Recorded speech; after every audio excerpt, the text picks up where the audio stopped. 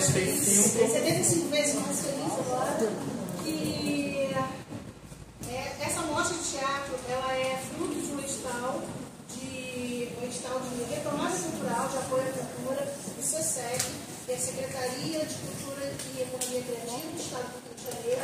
Por isso foi possível promover esse encontro, foi possível promover esses dias todos, são 5 dias de mostra, nós estamos no terceiro, semana que vem tem mais duas peças, e também tem, no último dia, uma entrega de troféu para os participantes, e também temos um show de música de samba com a Maiara e João Pedro, para quem não conhece, são excelentes e venham todos assistir.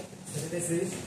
Eu queria dizer que a gente tem uma página, hoje eu queria dizer que nós temos uma página nas redes sociais da mostra, no Facebook e no Instagram.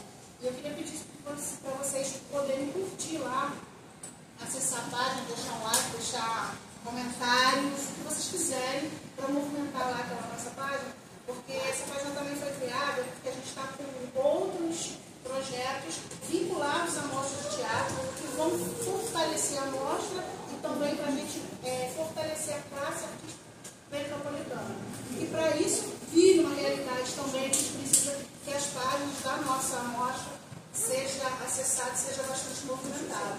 Então, chegando em casa lá, clica bastante, comenta bastante, que a partir disso, outros desdobramentos muito mais legais para a gente poder curtir esses momentos que estão sendo mágicos possam acontecer. Tenho todo um bom espetáculo e agradecer ao pessoal do Instituto de Cultura, os funcionários, a administração e a todo mundo que sempre nos recebe aqui. E aí é só... acho que é isso. No final, nós temos um bate-papo com um ator que vai se apresentar hoje. Temos atores das outras peças selecionadas que estão no meio da plateia, que também participam desse bate-papo. E o público que estiver aqui presente está convidado a participar com a gente, para falar do espetáculo, para falar do ator, para falar do processo criativo, para falar do que vocês quiserem. Está liberado para qualquer assunto. Bom espetáculo para todos. 76, gente. 76.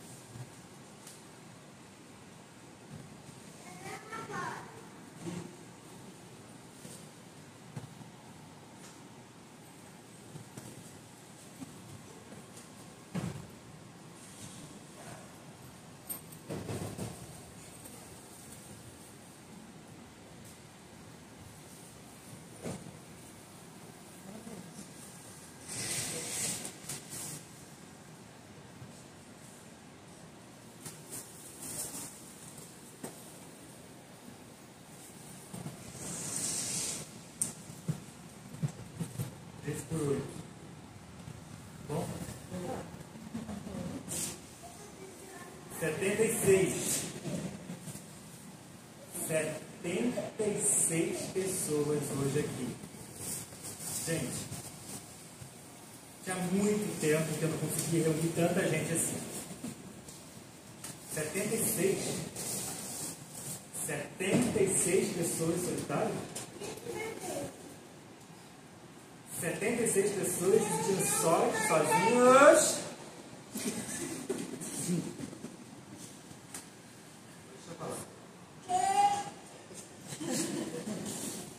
Bom, se 76 pessoas vieram aqui hoje, significa que vocês estão se sentindo sós, né, gente? Nem sempre, né?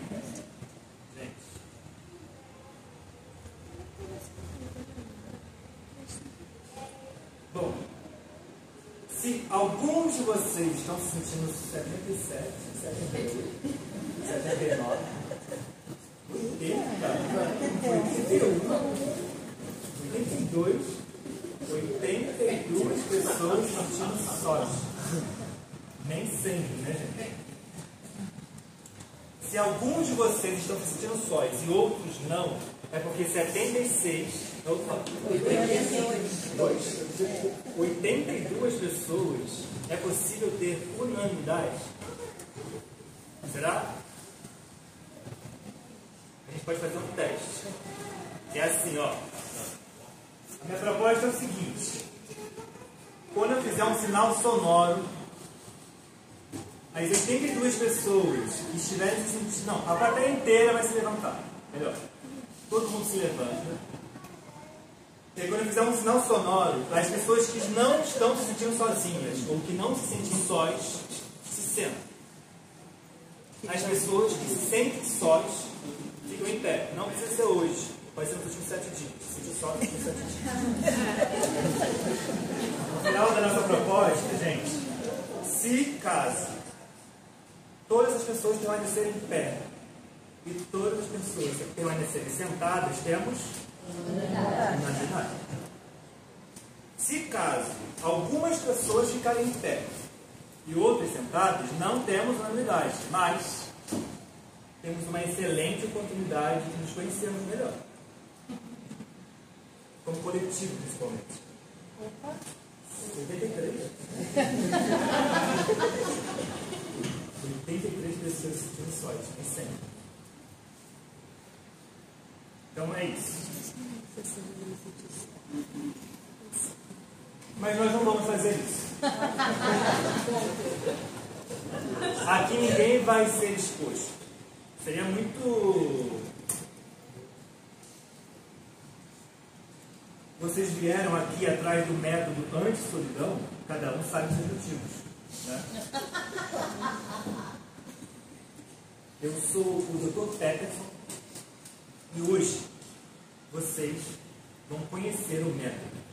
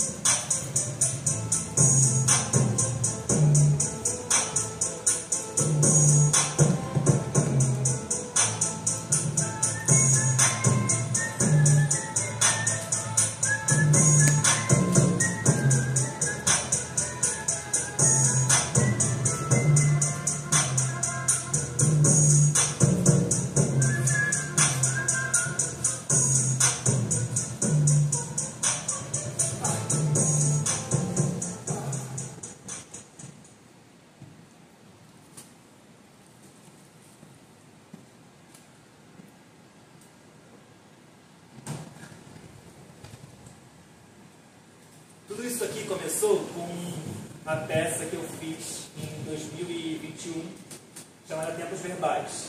Uma peça virtual, online. Alguém aqui assistiu? Sim, alguns sim, outros não, né, gente? Nem sempre, tá? E nessa peça, basicamente, para quem não assistiu, eu vou rapidinho falar um pouco do que se tratava.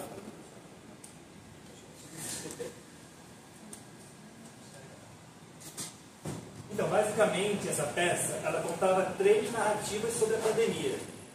A primeira destinada ao futuro, a segunda destinada ao presente e a terceira destinada ao passado.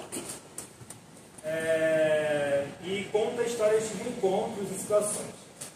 Na primeira, eu faço uma crítica a esse universo, o universo das blogueiras, dos influenciadores, que nessa situação esse influenciador ele dá uma festa na pandemia e aglomera uma galera e aí ele é cancelado por isso. Nesse ato ele faz uma live pedindo desculpas, implorando as desculpas das pessoas e pedindo para ninguém deixar o like na página dele, ninguém deixar de seguir, ninguém deixar de acompanhar os trabalhos dele. E aí ele se apela, ele faz tudo ele raspa a cabeça na live, ele cria coisas, ele fala coisas, e aí ele acaba essa narrativa, a gente sem saber se essa pessoa conseguiu mesmo o perdão ou não. O segundo, ela fala sobre o presente. E aí eu faço uma palestra motivacional com o Dr. People, que é um cara sensacional. E ele dá umas palestras motivacionais em inglês. E ele tem, só que o lance do People é que ele fala coisas absurdas, como se fosse muito maravilhoso. Então ele tem uma oração do som que ele faz. E ele, como se quem não tivesse carro, quem não tivesse som para botar o seu gravão, seriam pessoas que nem precisariam existir. Esse é o presente. O passado, 83. O passado é uma história de reencontro. Meu com o meu.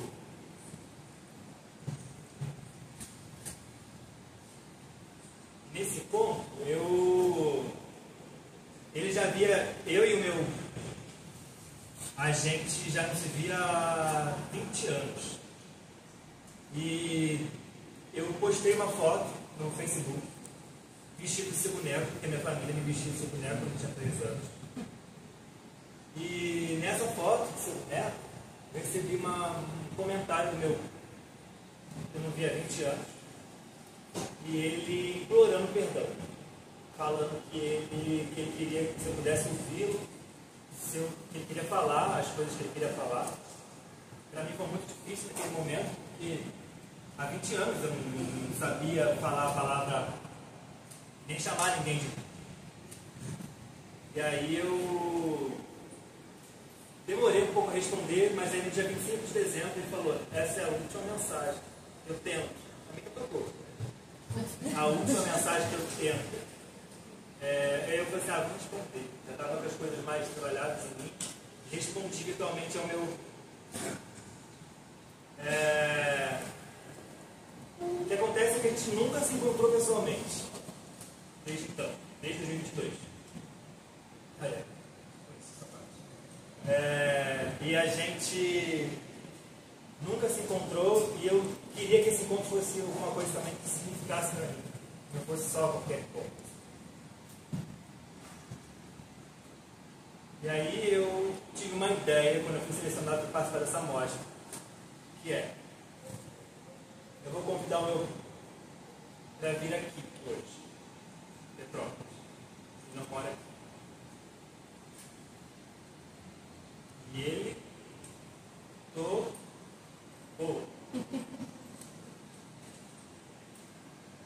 mas ele sabe de tudo. Ele sabe que vocês estão aqui. A minha família não sabe. As pessoas que estão aqui comigo na técnica também não sabem. Mas o meu está aqui. Está ali fora. Bom, essa hora já. Organizado, bem organizado, tá? E aí eu vou chamar ele aqui. Vai ser curto, tá, gente? Vai ficar uns 2 minutinhos. Vou falar algumas coisas que eu quero. Se vocês quiserem perguntar alguma coisa para ele, se ele tem 20 anos, vocês não podem perguntar. Tá? Preparados?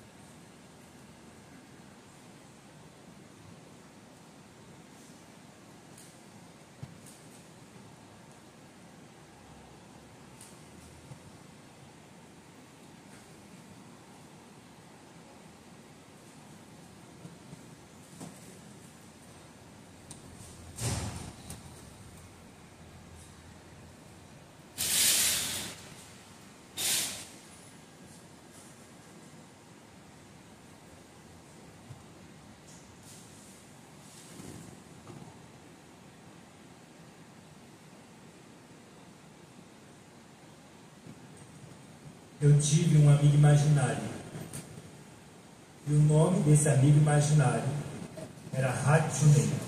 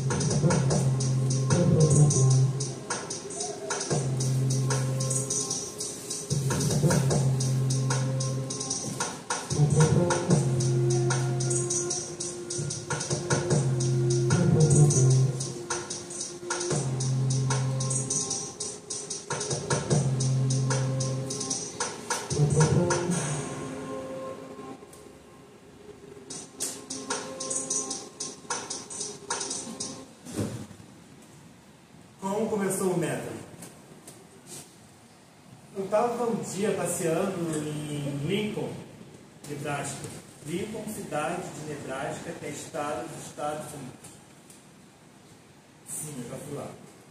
E eu estava lá para um congresso que eu fui fazer. E aí, no terceiro dia de congresso, a gente teve um descanso, uma pausa, assim. E aí eu fui caminhar no parque. A gente tem uns parques planos. Eu fui caminhar no parque plano e dos Estados Unidos tem muito parque plano. E eu fui tem um senhor sentadinho no quiosque no parque plano, sozinho, parecia feliz. Aí eu, que não me contento, vocês sabem, vocês não conhecem, eu vou falar com ele, vou tentar interagir. Aí eu cheguei perto, bem tranquilo, andava com essa roupa, costa no espaço. Eu falei, hi!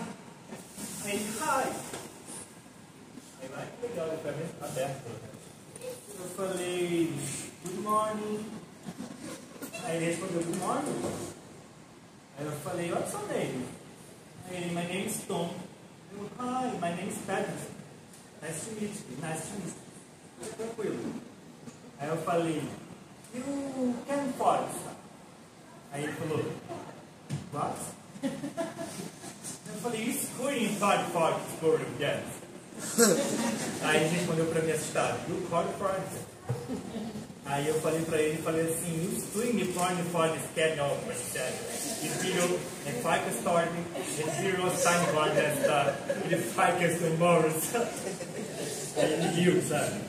Ele riu bem sem graça e falou assim, baby, no, no, no. Aí eu falei assim, how are you doing your farting? You know how to sing the farting about? Aí ele olhou pra mim assustado, falou assim, cold jar. Eu falei, cold jar? Aí ele falou, you still know where you're from, but I'm starting people fart. Eu falei, the people one, people two. You don't know where you're minha avó. Aí ele, oh, you're not Zay. Eu falei, é Zay por fora. Aí é Brasília, aí é Brasília. Aí, tudo mais calmo, eu falei, stars. Aí ele falou, flower. Ball. Aí eu falei, ele falou, flower. Eu falei, hand. Aí ele falou, you can't forget style. Aí eu, tá. Aí eu fiz uma outra conversa com ele, falar umas coisas com ele, assim, sabe? Bem tranquilo, assim. Bem com um tom de voz mais soproso e calmo. Eu falei, you, respire your body, quer familiar, estudar ficar, Lubrando o sonho, faz espírito, ele está ouvindo Maria. Gente, o cara parecia que, sei lá, ele começou a brilhar muito e começou a chorar. Aí chorou um pouco, eu falei, you Aí ele falou, ai. Aí o senhor foi andando. Aquela felicidade toda, que ele estava sozinho, ele deu. Foi indo. Aí eu falei assim, Tom, you kind of boring style. Aí ele não olhou para trás. Tom, nada. Também não olhou. Aí eu pensei, gente, português mesmo, pensei. Gente, eu tenho uma capacidade muito boa de falar sobre solidão. Eu acionei um gatilho nesse senhor. Pode ser muito interessante usar. Aí eu liguei o meu story no meu celular, em português mesmo, desde quando ele ligou. Comecei a falar tudo que eu pensava sobre solidão. E aí falei. E aí gente, esse story, eu acho que vocês devem ter visto. Ele viralizou. E foi aí que eu cheguei aonde eu cheguei.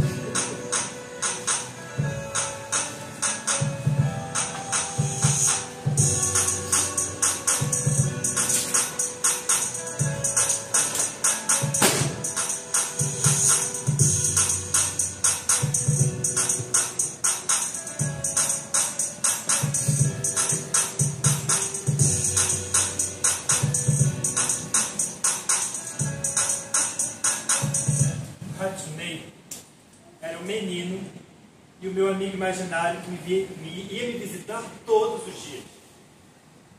Ele era o meu melhor amigo. Eu acredito que Ratinei tinha aproximadamente uns 6 anos.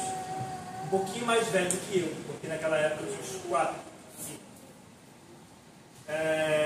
Ratinei, eu lembro direitinho de como que ele gostava de se sentar, que eu não consigo fazer. Que é como se fosse sentado com as pernas de lótus, sabe? Assim, uma por cima da outra, assim, aquilo eu achava muito louco, eu não conseguia fazer. Lembro de quando eu desenhava, e Ratinei insistia e pedia o tempo inteiro para que eu desenhasse muitas noivas. Muito estranho. Mas eu desenhei muita noiva com Ratinei. Sei lá por quê. Outra coisa que Ratinei gostava muito de desenhar era a festa junina, mesmo que não estivesse junho. E a gente desenhava bandeirinha, barraquinha, uma figueirinha no meio, uma mulherzinha e um homenzinho de cada lado, e tentava fazer profundidade e não dava certo com ele. Mas era o desenho preferido de Ratinei. Aí tinha uma outra situação que eu acho interessante contar para vocês, é sobre alimentação. É muito importante, você gosta, você sabe que você gosta de alimentação. E teve um dia que eu estava com a minha tia, que ela e minha mãe viram muito eu conversando com a tia. Você estava sentado debaixo da janela dela, ela falou, essa? Tá falando com quem? Eu falei, com o Ratinei. Aí beleza, ninguém nunca achou estranho, achei isso maravilhoso, né? E aí a minha família adotou Ratinei também para os lanches, sabe? Aí teve uma situação, gente, que aí eu aprendi uma coisa muito importante. Essa coisa de egoísmo e tal. Eu estava comendo, minha tia cozinhou um ovo cozido para cada um. Mim, meu primo, meu irmão, eu, a Tirei. E aí, gente, tá lá, todo mundo comendo, todo mundo comeu o seu ovo e eu deixei meu ovo por último. Tudo bem, tudo já aconteceu, mas pra quê? Pra pegar o meu ovo e, é que eu tenho aqui um ovo, consegui ter tudo delas. Ratinei, na hora de pegar o meu ovo, me pediu um pedaço. E eu enfiei o ovo inteiro na boca. Gente, Ratinei ficou muito sentido. Ele foi embora do lanche. A minha tia sentou do meu lado e falou assim: você vai comer. E eu deixei esse copo de água aqui. E fui mordendo. E fui comendo. E pensando sobre aquele negócio, sobre o negócio. Ratinei não voltou. No outro dia, Ratinei não voltou.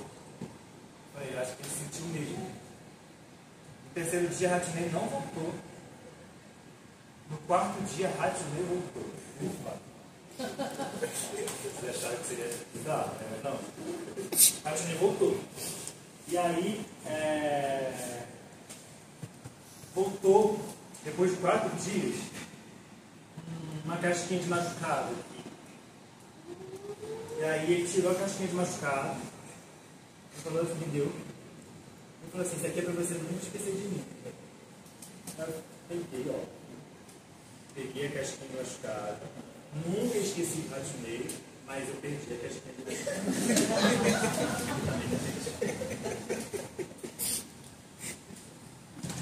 Beleza, gente. Fiz aniversário, fiz 6 anos, Ratinei vinha, tudo tranquilo. Logo no dia do aniversário, quando tinha muita gente, Ratinei não aparecia.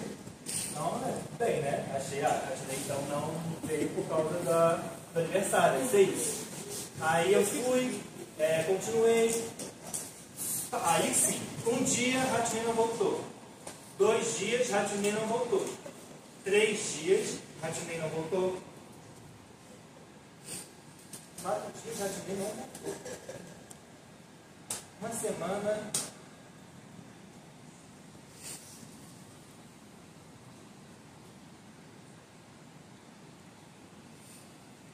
Foi aí que eu recebi uma notícia.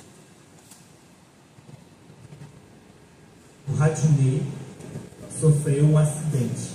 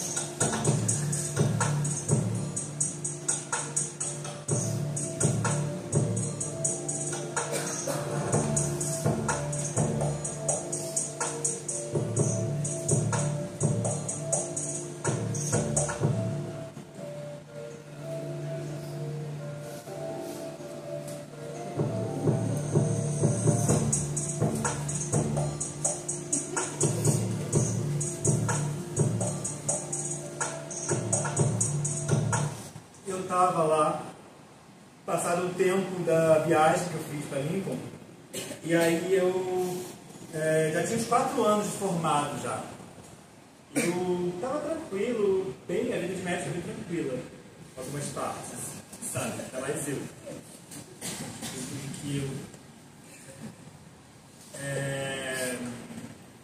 Gente, começou a acontecer uma coisa estranha comigo, que era, eu comecei a sentir umas dores estranhas, que eram dores que eu sentia quando eu imaginava coisas surreais.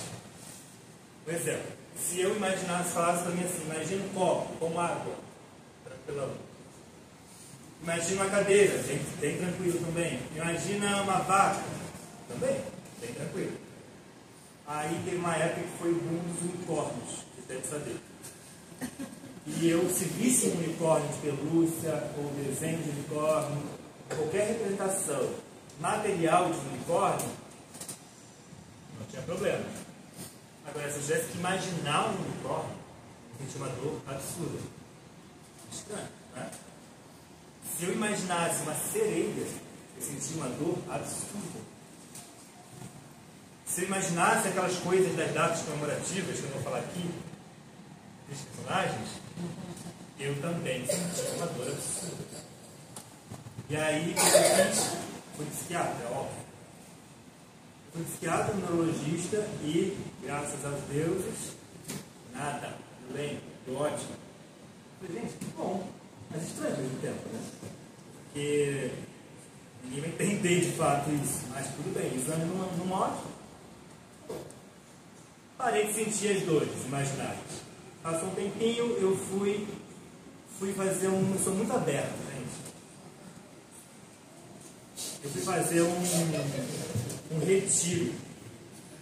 E nesse retiro eram 3 dias, lá em Itapecerica. E aí, nesses 3 dias eram coletivos, os 2 primeiros dias e o terceiro era individual. É bom dar atenção para mim, sabe? Eu gosto de coletivo, mas às vezes também é bom uma atenção individual, né, gente? E aí, beleza. Primeiro dia fui, conheci as pessoas, estava muito aberto, Itapecerica. Segundo dia, muito legal. Oi, conheci também, tudo tranquilo, muito bom. Aí eu falava assim, o terceiro dia vai ser o dia da meditação do animal. E é individual. Vocês vão receber o animal no dia anterior. Então era no domingo. Aí no sábado eu recebi receber com o meu animal. Aí debaixo do meu quarto, gente, é muito legal. Coloca muito bonitinho, assim, sabe? Com o cheirinho, cuidado mesmo. E aí eles botaram, assim. Aí eu, chegou. Vamos ver, vai ser meu animal. Aí eu peguei meu envelope, abri meu envelope e era cabra do animal. Eu gosto muito de cabra. Achei que foi uma conexão. Aí a gente conversei a meditação da cabra, né? E a meditação do animal deve ser a meditação da cabra. Aí fui dormir, acordei, esposo, tomei café e fui para a meditação da cabra. Aí cheguei lá, aí era como um pipo. Aquele mesmo doutor que tinha aparecido em tempos atrás. Ele estava mais suave. E aí ele falou assim, oi, Peterson. Oi, Pipo. Aí ele falou assim, tá pronto? Eu falei assim, tô.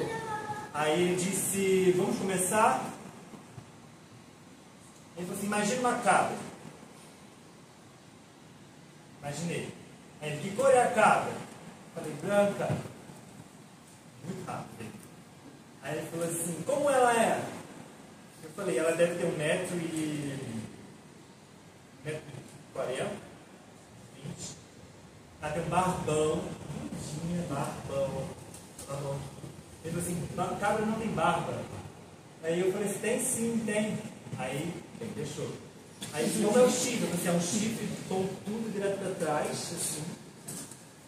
E ela tem tipo um saltinho, que é o salto, ó. É o trotinho dela, sabe? Gente, muito fofinho, esse trotinho. Aí ele falou assim, legal, tem nome essa cabra? Eu falei, tem. Aí qual é? Eu falei, Bita. Aí ele falou assim, chama Bita. Aí tá. Eu chamei e falei assim, Bita. Aí, gente, é muito bizarro, né? Vai, vem. Aí imaginei a cabra e falei, Bita, vem cá, Bita. Aí ele, isso, vai, conversa com ela. Eu falei, oi, Bita, vem cá. Sua filha falou isso, vem cá, Bita. Aí a Bita veio se aproximando da minha direção. Aí a Bita veio vindo, aí ele falou assim, bota a mão no bolso. Ele falou assim, tira, tirei, abre a mão, abri. Aí ele falou, o que tem? Aí eu falei, um pedaço de pão. Aí ele falou assim, boa, dá o pão para a Bita. Aí eu estiquei a mão, a Bita veio comer na minha mão. Tudo aí, imaginação. Aí a Bita veio comendo, gente, eu senti aquela barbinha dela, que eu falei dela, comendo, assim, uma língua áspera, preta, dura, sei lá. Aí foi gostoso ao mesmo tempo, e rapidamente a Bita deu um salavão. Eu falei assim, a Bita foi embora. Eu falei assim, como foi embora? Muito rápido. Eu falei assim, ela deu um salavão. Eu falei assim, não, ela tá aí. Vê se ela não tá aí. Olha atrás do negócio ali. Aí eu olhei, você tava lá mesmo. Aí ele falou assim, chama a Bita. Eu falei, Bita, vem cá. Ele tem que ser com calma. Eu falei, vem cá, Bita. Aí a Bita veio de novo. Aí ele falou assim, agora imagina. Aí a gente estava com esse cenário surreal. Né? Ele falou assim, imagina que a Bita fica bípede, levanta assim. Aí eu imaginei. A Bita ficou bípede. E bípede é dos pés. Gente, não senti dor. Aí depois eu ver que cabras ficam bípedes. Aí eu falei assim, imagina que ela tá com a mãozinha assim. Gente, a patinha dela estava assim. Aí ele falou assim, agora Bita, abre os braços, dá um sorriso e te pede um abraço. Aí nessa hora me deu uma dor absurda. Que aí já é demais. Uma cabra abrir os braços, pedir um abraço, sorrir. Aí eu senti uma dor absurda. Nesse momento, gente, eu caí mesmo. Assim. Aí eu lembro que eu ralei assim, aí ele ficou, ei, Peterson. Eu falei, não, tudo bem, tá tudo bem, eu só preciso de um tempinho. Aí ele ficou muito sem graça. E eu também para mim acabou, gente. Senti dor, fiquei pensando naquilo tudo, fui pro meu quartinho, e fiz uma associação muito doida entre a cabra e aquele senhor lá de Lincoln, Nebraska, nos Estados Unidos. E eu fiquei pensando que essas dores imaginárias, que isso ninguém entendia, sabe o que eu sentia? Essas dores imaginárias e a solidão, as duas conversavam. Porque para mim, eu supus que a solidão e essas dores eram imaginárias. E aí eu pensei, eu vou me dedicar aos estudos que visam curar dores imaginárias. Eu vou desenvolver um método anti-solidão.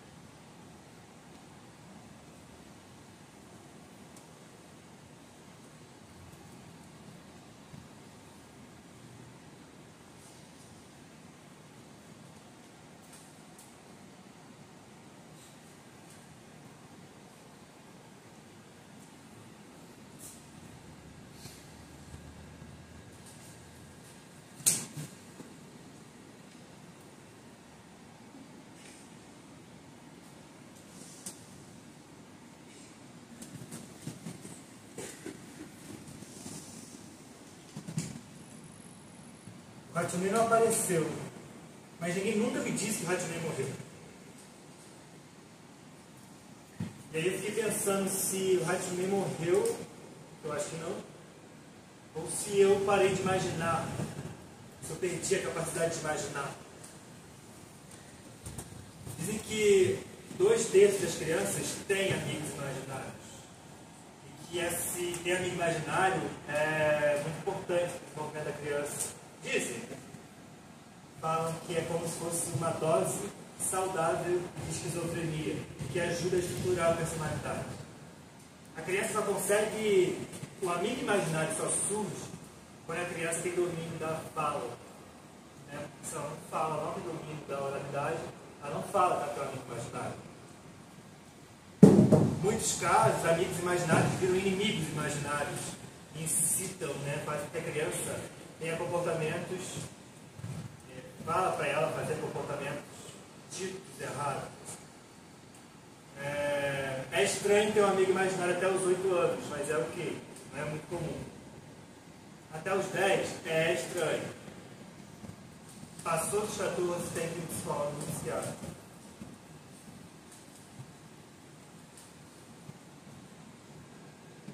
Já o Dr. Peterson, a nossa história se conta de novo agora, recentemente. O Dr. Peterson ele seguiu a vida dele, falando e contando várias situações sobre como ele criou um método, onde surgiu, o que ele gostava de fazer, tal, de. Só que o Dr. Peterson nunca revelou qual era o método. Isso fez com que as pessoas se afastassem do Dr. Peterson. E ele perdeu o prestígio do Dr. Peterson. E aí o que acontece é que eu fui visitar a minha avó numa clínica. Minha avó mora aqui em Petrópolis, uma clínica de repouso para idosos. Minha avó está doente e eu cheguei a visitar minha avó. É uma clínica mista, ou seja, homens e mulheres, e tudo pode conviver no mesmo espaço. E tem 4 camas no quarto da minha avó fica no cantinho, que é da janela, e tem um senhor que eu achava um rosto muito conhecido, que estava lá também, acamado. E aí tem o nome de cada pessoa na cama. Estava escrito lá, Peterson. E aí eu tive completamente certeza que era Peterson. Eu fui procurar saber qual é a história dele. Porque ele, como a minha avó, perdeu todos os movimentos. Perdeu tudo que era muscular, capacidade de ir e vir, de falar, engolir, comer, xixi, cocô, perdeu tudo. Mas a memória continua perfeita. A consciência fica completamente ótima. O Dr. Peterson, a minha avó, ele sofre da mesma doença. Ela, esclerose lateral amiotrófica.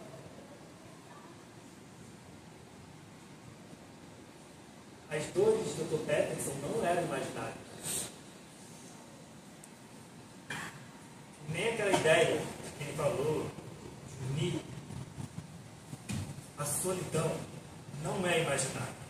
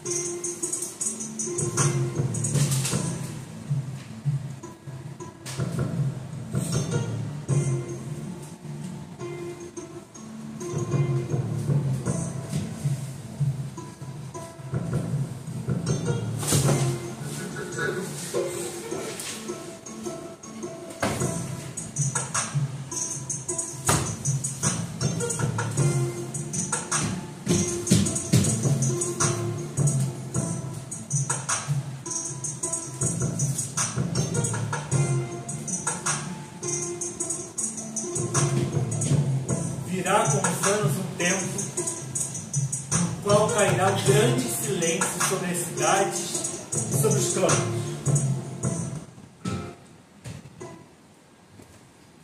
E esse silêncio será estranho e poético. Porque jamais, como nesse tempo, houve no mundo rumores tão fortes. Explosões que devastarão a terra, deixarão por toda parte cheiro de fogo. Mas sobre as casas, depois, descerá o sereno e o orvalho, tornando-as longínquas como corpos celestes. O cheiro da carne queimada das flores se confundirão no silêncio. Será um infinito dia de domínio. Somente os animais acreditarão que os dias úteis continuarão.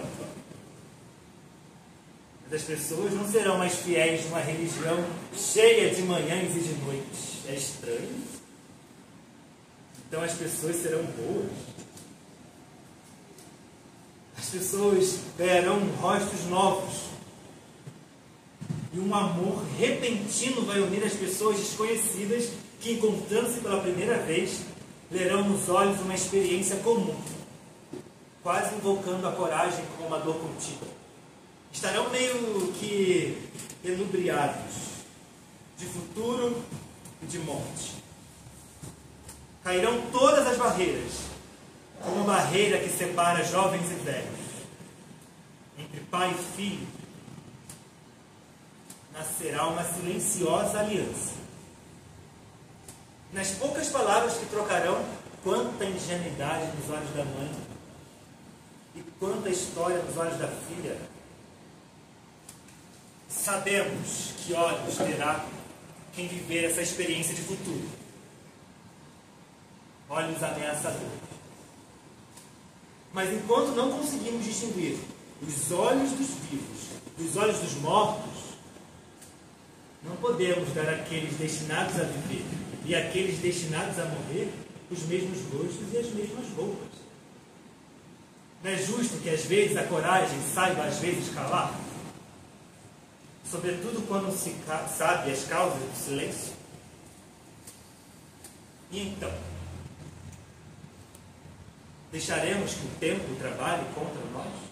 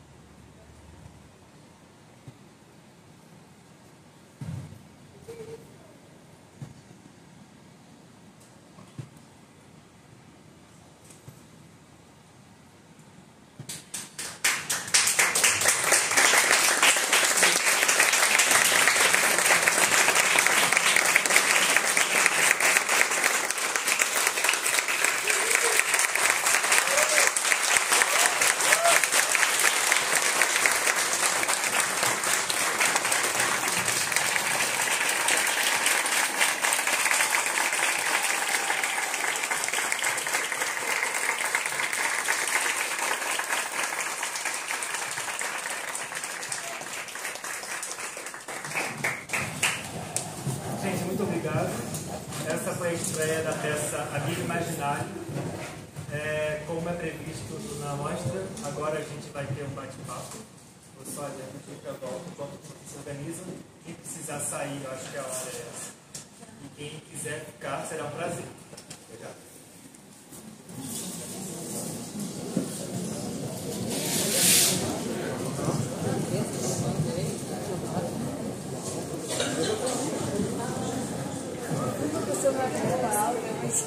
Gente, a mostra volta na sexta-feira que vem, às 20 horas, no espetáculo Raízes. É o espetáculo afro-brasileiro. História afro-brasileira.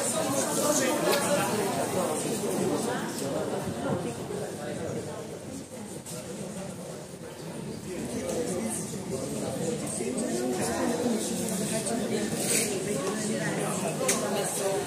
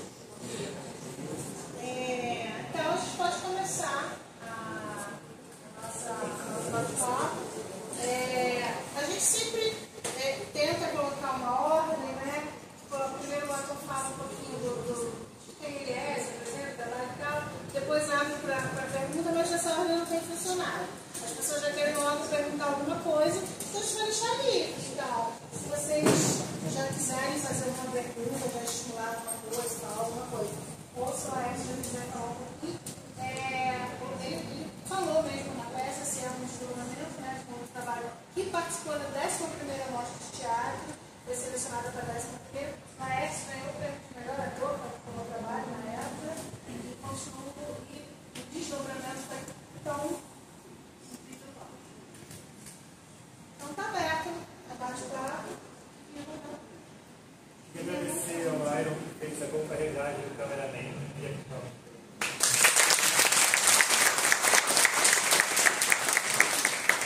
O Alisson também me ajudou, e o Gelé e a Raquel a fazer a operação e a montagem da luz.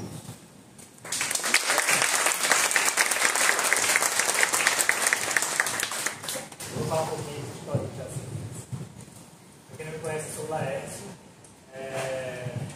O meu primeiro trabalho foi nesse palco, em 2005. Eu tinha 15 anos, aqui apresentando a peça chamada O Justiça, que é uma formação de adolescentes, lá do Centro de Defesa do Direito Humano de Petrópolis, com a Renata e o Márcio. Logo depois, assim, eu considero que o meu primeiro trabalho profissional foi também na Mostra de Teatro, foi na Mostra de Teatro de 2007. Eu tinha 17 anos e eu e mais um amigo, o Romulo Galvão, a gente apresentou também uma performance chamada Pássaro. E aí é muito significativo hoje estar aqui, inicialmente, retornando e contando um pouco das minhas experiências, últimas experiências.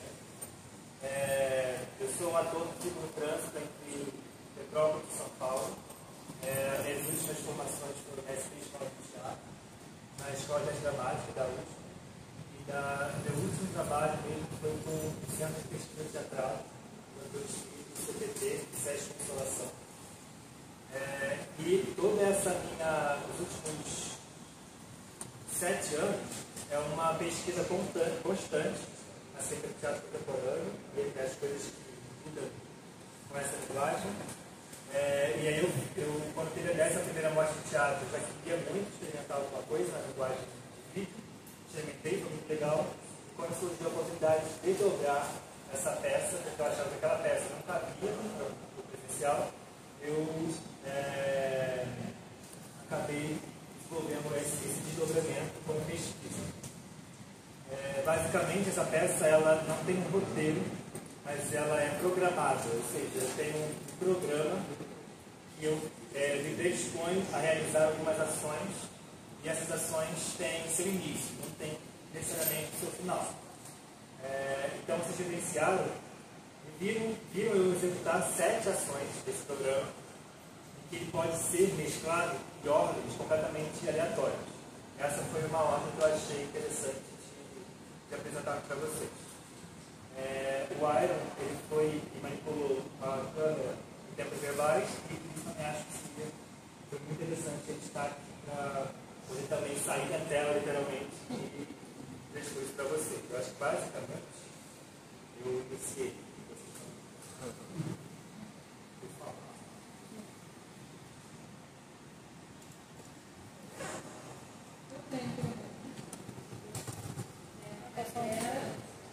E eu queria saber quais são essas 7 ações. As 7 ações. A primeira ação é uma apresentação para o público que fala sobre criar no público uma sensação de exposição. Então, eu tinha que criar uma cena em que vocês iriam imaginar que iam ser expostos, mas na verdade não seriam expostos. Então, pensei, como eu posso fazer para que o público fique com a sensação de que alguma coisa vai acontecer e que ele vai se sentir exposto. E aí eu arrumei essa opção e não colocar ninguém exposto, porque para mim era o público, a coisa mais importante, no sentido de traz para a plateia, coisa do tipo, de ser muito cuidado. Então, essa é a primeira. A segunda é eu falar sobre a peça Tempos Verbais.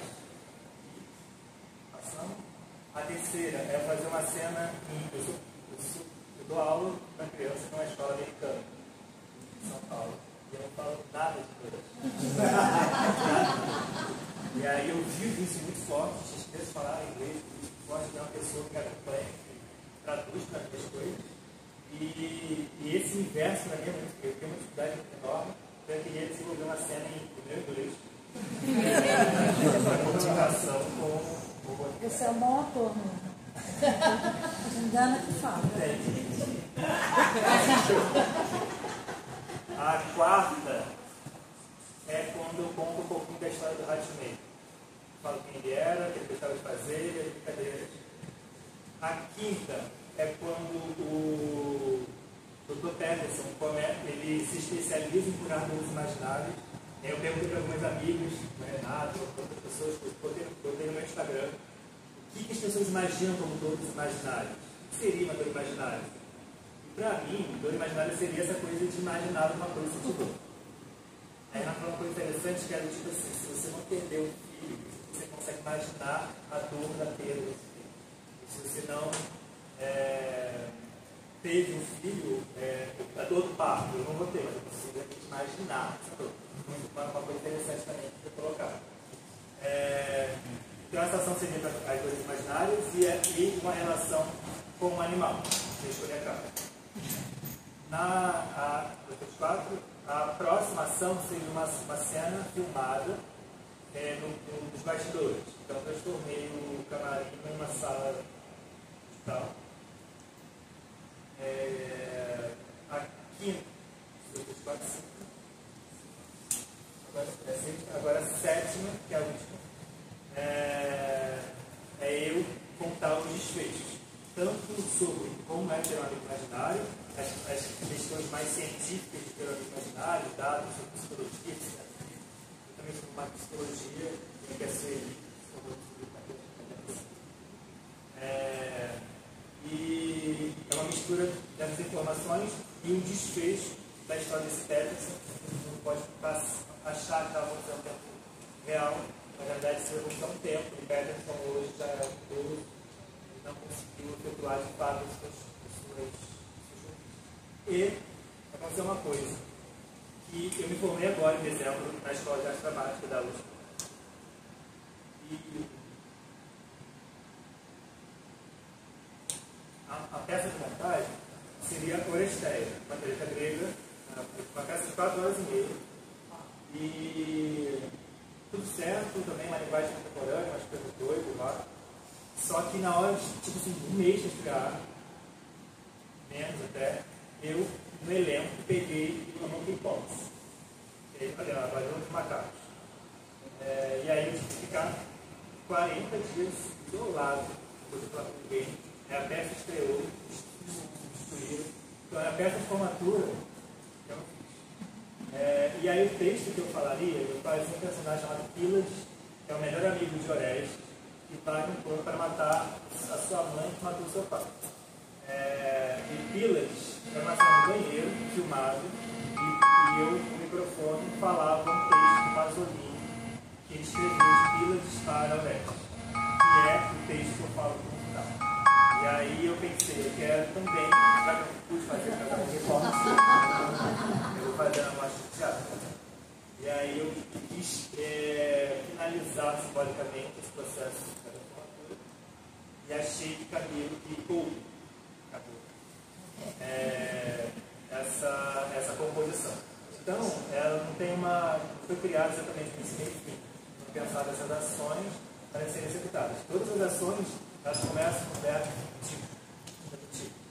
Conversar, contar, sempre alguma coisa que me dê alguma ação para ser. Eu quero falar que eu gostei muito. Gostei muito de escrever. E que eu gostei das sensações que eu senti. A plateia aqui, sentada, me tirou do mundo. Muitas vezes eu ficava assim, caralho, o que vai acontecer agora? Assim, puta merda, sabe? Assim, parecia que não finalizava uma coisa, outra. E eu gostei muito das coisas que eu senti. Será que ele vai me chamar? Não quero. Mas aquela coisa. Mas tirando isso, tirando essa coisa inicial, as sensações que eu tive de nojo, de tensão, de como vai furar o dedo, o que vai acontecer ali, sabe? Essa coisa de sair daqui e ir para lá é muito contemporâneo mesmo. E, assim, vamos assistir um espetáculo contemporâneo, vamos trazer isso para a gente, que a gente tem pouco, a gente vê isso muito pouco. Então, mexer com essa tecnologia, trazer isso para cá, né? Ele sair, vir, ele vai ficar filmando ali até que eu acho. Sabe, essas coisas vão ficar incomodando, está apagando, né? Então, eu gostei de sentir isso. E me confundiu muito o Laércio e os personagens. E isso eu ficava, caralho, ele era um amigo imaginário, era mesmo do Laércio. Sabe, e assim, eu vou sair daqui sem a certeza do que era de verdade seu, eu nem quero saber, porque isso que eu achei bacana. Entendeu? Onde é que está ele, onde é que está o personagem dele? Esses personagens que a gente está trazendo, onde é que se mistura? Eu queria nunca falar o meu nome e por acaso hoje no programa eu falei, Laércio. Não queria me chamar como Laércio, eu acabei chamando e a vida do programa. Sei para você. Muito bom, gostei. Então, tem muito que o Fiora falou também. Quando a gente pega um roteiro, né? Você tem um personagem, você vai trabalhando aquilo. Quando você se propõe, você também se mostra muito, né? Você vê que no trabalho anterior, você mostra muito de você. Isso é mais fácil ou isso é mais difícil? Então, para essa linguagem performática, o principal material de trabalho é a minha vida. As coisas que acontecem comigo. E que não seja assim, ele está falando de coisas dele, o que importa. O que eu acho que tem a ver com a minha história e que possa ser comum a todos. E aí, acaba sendo fácil de um lado, porque o material está comigo o tempo inteiro. Então, a pesquisa, eu sou incessante, um pesquisador incessante do autoconhecimento. Eu penso muito de mim mesmo. E aí então isso para mim é fácil. Só que lidar com essas sensações e mostrar a disposição depois, tipo, tudo bem, agora, quando vai ter 3 horas da noite, se eu estar pensando em outras coisas, eu vou estar assim, então, o tempo inteiro vem também esse pensamento, tipo assim, caramba, e o juízo, será que eu vou me mostrar mesmo, eu vou me expor? Na peça de verbais, eu tentei colocar ela para circular em alguns festivais, mas depois eu não fiz mais, porque eu achava que tratava de algo muito particular. E envolvia outras pessoas, e aí eu pensei, não, vou segurar um pouco, e aí o amigo imaginário traz mais ficção misturada com algumas coisas de dados reais. Mas hoje, quando eu fui treinar aqui para o Márcio, do Iron, eu fiquei muito vestido com as coisas, eu não conseguia agir. Porque tudo eu ficava emocionado, sabe? Todas as ações que eu falava, parecia que eu não estava ator. Parecia que eu estava só eu aqui, Laércio, falando da minhas questões. E aí, a arte incrível, eu deu 20 minutos de aquecimento, eu fiz meu trabalho todo físico, e aí eu acionei de novo o meu lugar de distanciamento e consegui tocar de novo nas minhas histórias. Então é fácil, por um lado, mas ao mesmo tempo também pode me dar uma rasteirona emocional e eu não consegui transpor isso artisticamente e virar uma sessão de terapia.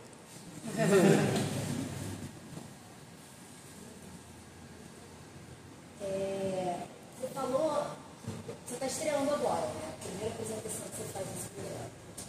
Gosto muito, é o tipo de teatro que mais me interessa. E falou das 7 ações e que elas podem ser montadas de maneira completamente aleatória. E aí te pergunto por que eu estou pesquisando isso como dramaturga, que tipos de critérios você tem para montar essa aleatoriedade e se passa pela sua cabeça, de alguma maneira, criar dispositivos para que tudo costure isso. Teve alguns momentos que eu pensei que queria criar uma ação para que vocês interagissem com a tela. Já que eu estava com a tela compartilhada e mensagem, vocês poderiam estar ativamente. Para mim, o critério é eu pensar no olhar do público. Se eu estivesse assistindo esse trabalho, será que seria uma grande experimentação da merda angustiada, ou minimamente faz sentido para mim. E aí eu contei para 3 pessoas diferentes. Meus amigos estão aqui, não sabiam das coisas que eu achava que se eu contasse, as sessões vão perdendo a graça. Vocês podem assistir a segunda vez, vão ver outras coisas, a surpresa vai ser enorme. E aí eu pensei um pouco nesse lugar, eu contei para 3 pessoas, e essas 3 pessoas tiveram reações parecidas nos lugares, nesse formato que eu construí. Assim, eu acho que esse formato está dando um entendimento, alguma coisa do tipo. E aí eu só dosei algumas coisinhas ou outras e coloquei. Mas, por exemplo, a decisão do texto final, ele foi o maior dificuldade. Se iria no do hospital, se encerraria, ou seria uma transição. Então a cena da poesia do Pasolini, ela possivelmente vai flutuar em outro lugar.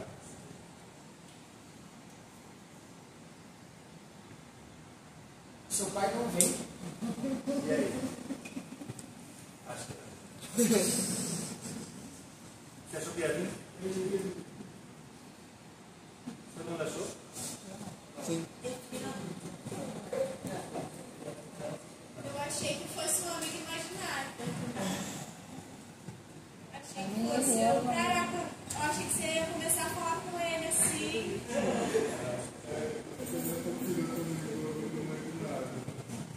Eu achei que ele já estivesse aqui. E você ia começar, então, a conversar com ele.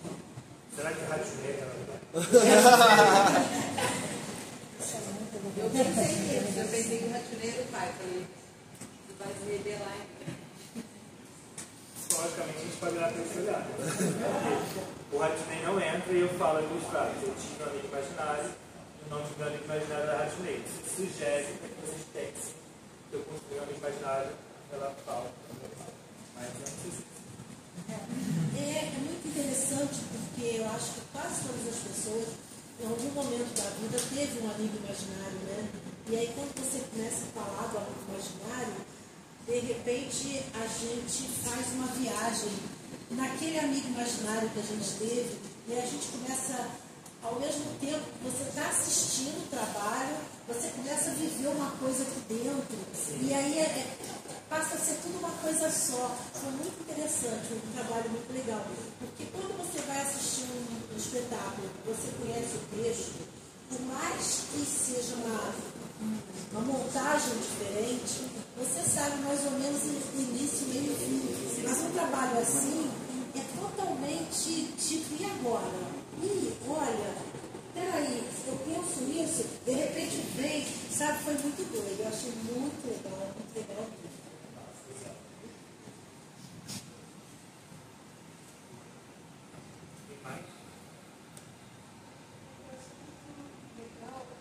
Essa coisa do você ter ido lá, exatamente lá do o ambiente, ele te remete mesmo a um ambiente hospitalar, degradação. Interessante, quer dizer, e aí eu não sei um pouco espaço como você.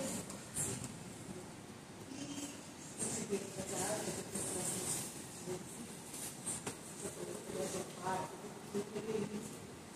mas lembrei muito das experiências da vida imaginária, que a gente realmente vive, conviver com ele, mas essa coisa que no final, quando você começou a cair, perder os movimentos, aí nesse momento eu comecei a costurar a partir do que eu tinha assistido. Cara, todo ele, é tudo que o amigo imaginasse, né? Então, não sei. Você imaginário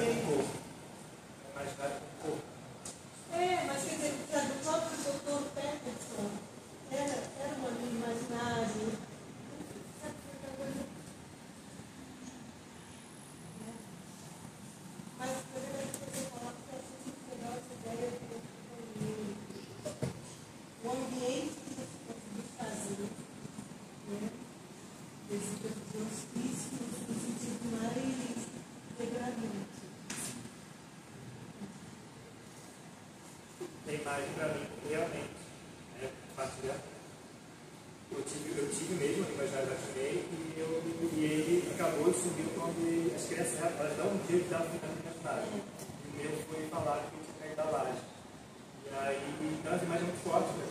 Eu pedia para minha mãe e minha tia me levar para o hospital, então eu pensei, eu acho que tem que ser um médico, tem que ser um hospital, para esse imaginário da forma dele, sabe? Então, ter coisas meio surreais, oníricas, sabe assim, para não ter um sentido real, literário.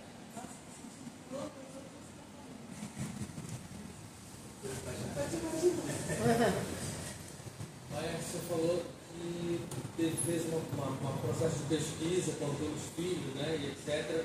E quanto isso te influenciou para esse trabalho? O que você trouxe, assim, se apropriou mais, assim, do vasto caminho que é o dos filhos? O que você trouxe, assim, de específico que você possa ressaltar?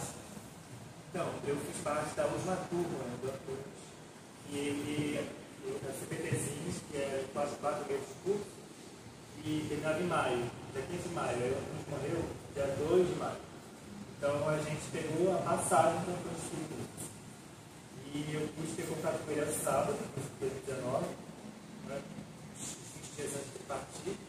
E ele, para mim, o que foi mais forte do trabalho do CPT é que, além de. Para mim, não era um curso de teatro, sabe? Era lá realmente uma filosofia. Assim, a gente lê coisas que não são do teatro antes de ler coisas do teatro, tipo taoísmo, yin yang, essas questões todas mais humanas, para depois começar a estudar coisas do teatro. Uma coisa que para mim é muito interessante desse trabalho, que marcou muito, é sobre essa questão de ser tudo acumulativo. Tipo, não é ser ou não ser, é ser e não ser. É a contradição. Não existe nenhuma personagem que se apresente se ela não tem uma contradição. Então, assim, se eu tenho muito amor, eu tenho que ter uma cara e a contradição desse amor o tempo inteiro para que seja real. Vocês não vejam um personagem chapado só por sentimento. O trabalho lá é o falso naturalismo, que é muito diferente do que eu estou fazendo.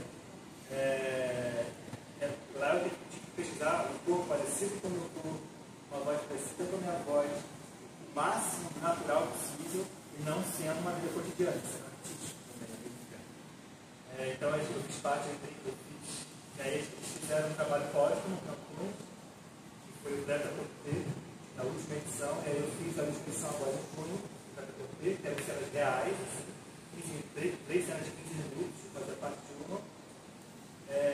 Não tem nada abstrato, tudo era completamente real.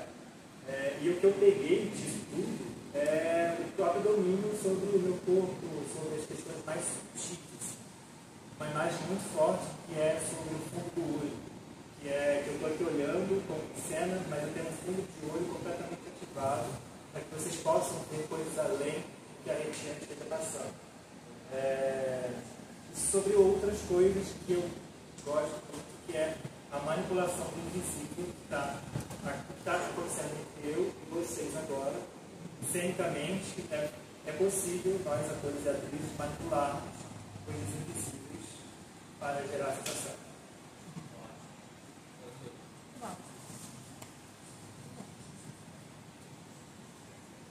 Alguém mais? Agradecer ao Aex por esse bate-papo, por essa conversa. Obrigado ao Aex. Lembrando vocês que hoje a mostra volta na sexta-feira, do espetáculo Raízes, do Coletivo do Menino. E no sábado nós temos Compom Brasil, com Café para 4. Temos depois de cada apresentação também um bate-papo. São outras 2 temáticas completamente diferentes dessas 3 que nós tivemos nesse final de semana. Peças completamente diferentes, vale a pena também a gente vir e conversar depois. E agradecer de novo a minha equipe, Ariel Barbosa, Sandro Cabelo, meu sócio querido, e